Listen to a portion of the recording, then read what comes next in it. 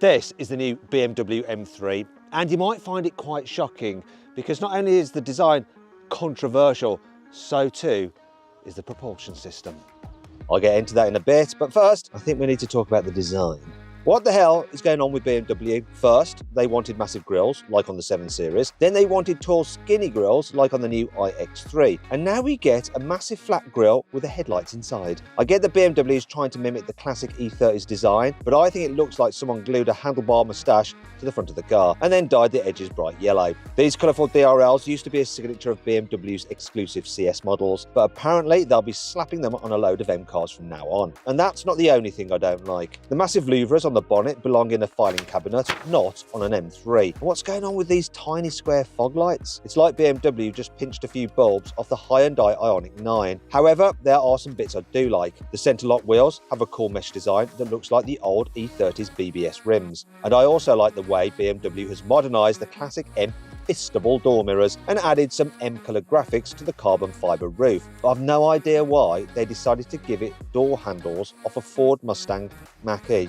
Look, they're the same, aren't they? Now, technically, the car you see here is just a concept. It's called the M Concept Neue-Klasse. The finished car is expected to be revealed later this year. However, BMW has a habit of revealing concept cars of its future M cars, which are so close to what the final car actually turns out to be, but they may as well not bother calling it a concept. Also, when you look at this car next to the all-new i3, the BMW revealed back in March, it's obvious that they share the same basic underpinnings. And that tells me that the new M version isn't going to look radically different from what you see here. So, as well as the disappointing front bumper, you also get a rear end that looks like it's had a monumental butt lift. Forget normal spoilers, BMW has given this car 2 giant ducktails, and the rear diffuser is the widest, lowest and most aggressive I've ever seen on a BMW M car. If you drive this thing in reverse, people might think it's a combine harvester. Overall though, I do quite like it. But once again, BMW has ruined the image by slapping some silly square lights on the bumper. And because these are red, they look exactly like the ones on a Land Rover Defender. There's no excuse for that on a BMW M3. However, new BMWs have always looked controversial. Remember when the previous M3 and M4 came out? Everyone hated the design. But, as with me, I bet it's grown on you. And it certainly didn't stop thousands of people from buying one of those cars. However, there's something about this car that might be an absolute deal breaker, and it's under the bonnet, because this new M3 is actually electric. What? Before you go reaching for your pitchforks, there will be a new M3 with a proper turbocharged petrol engine as well, and I'll tell you about that in a bit. But this particular car has 4 electric motors, an 800-volt electrical system, and a battery capacity over 100 kilowatt hours. Now that doesn't give us much to go on in terms of performance, but last year BMW tested something called the VDX concept, which used the same basic drive system as in this car. It also had 4 electric motors, and combined they put out 1,300 horsepower. That's almost double the power you get in today's plug-in hybrid BMW M5, and it means the VDX could blast from 0 to 60 miles an hour in a mere 1.8 seconds. To give you some context, here's what happened when I launched a 550 horsepower BMW M3 CS from 0 to 60 miles an hour. Oh my god, this just shot off like crazy. 3.13!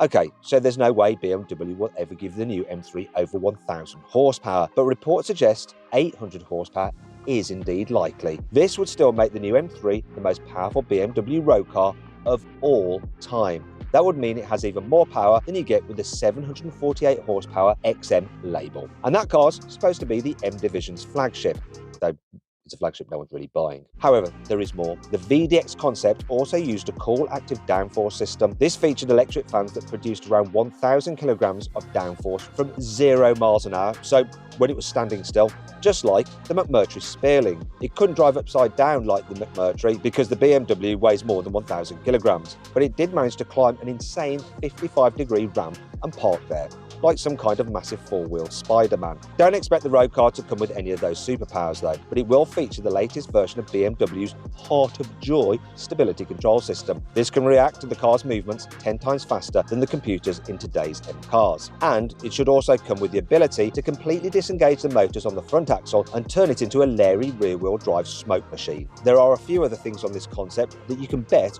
will appear in the future M3 as well, most of which are inside the cabin. Spoiler alert, it's not the racing harnesses, the brace bar or the twin bucket seats in the back, although these could appear in a future special edition car like in the M5 CS. But the rest of the concept's interior looks suspiciously similar to the new i3. albeit with plenty of juicy M-specific upgrades. I'm talking about the new steering wheel, which gets 2 lower spokes angled at 45 degrees instead of the i3's weird vertical arrangement. And there's also a new red dead ahead marker, M-coloured stitching, and the all-important M-mode buttons. There are extra M logos on the raised information screen, the central touchscreen, and the new drive selector. And the centre console has been stripped of any cup holders, wireless chargers, and storage cubbies, although these will probably get added back in by the time the car goes on sale. However, let's move on to something far more exciting, because there's something else that's due to reappear in the M3 range after this car's launch. And that's a proper internal combustion engine. But Matt, I thought you said this M3 was electric. Well, yes it is, but BMW has previously confirmed that it'll sell 2 different M3 models. One with electric motors, which will look like this concept, and another that uses a conventional petrol engine. But which one will it use? Well, prototypes of the new M350, which is basically what BMW has decided to call the next generation M340i, have already been spotted undergoing testing. Just check out those exhausts. This car is expected to use a modified version of the current 3-litre turbocharged 6-cylinder B58 engine, and the full-fat M3 should keep its twin-turbo S58 unit. However, to make sure it'll pass Euro 7 emissions regulations, it will be going hybrid. Does this mean the M3 is about to morph into a huge, heavy plug-in hybrid like the M5? Well, no. Previous engineering boss of the M division, Dirk Hacker, has confirmed it'll be a 48-volt mild hybrid system. BMW is already using this on the facelifted M340i, where it adds a small motor to contribute 11 horsepower. But because the battery capacity is only 0.4 kilowatt hours, it does this without adding too much weight. But how much power will the new M3 have? Well, the entry-level non-competition G80 M3, which we don't get in the UK, has 480 horsepower, which is 20 horsepower more than the older F80 CS had. So I reckon the next M3 will have at least the same power boost over today's G80 CS models. They produce 550 horsepower and 650 Nm of torque, which is already enough to embarrass the much more powerful BMW M5 and the much more expensive Audi R8 GT in a drag race. But considering the new Audi RS5 has 639 horsepower, I wouldn't be surprised if BMW gave their car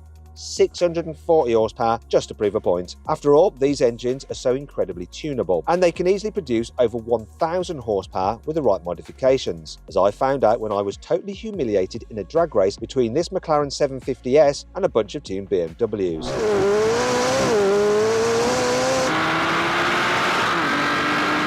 But how much will the new M3s cost? Well, when the current G80 first arrived in 2021, it cost just over £75,000. But 5 years later on, that has ballooned to over £91,000. Even though the new car is set to use the same basic chassis and engine as today's model, I can guarantee it will cost more. And because it'll be one of the last non-plug-in performance saloons on sale, BMW can decide to charge whatever they want for it. So this could be the first M3 to come with a price tag over £100,000. And you just know that the electric version, as previewed by this concept, is going to be even more expensive. Even though it won't have the same 1300 horsepower as the VDX concept, it'll still be the flagship of BMW's newer Classic electric range. So I'd be surprised if you get much change from £110,000. I hope you enjoyed the video. If you did, give it a like. Let me know what you think about the new M3 in the comments below.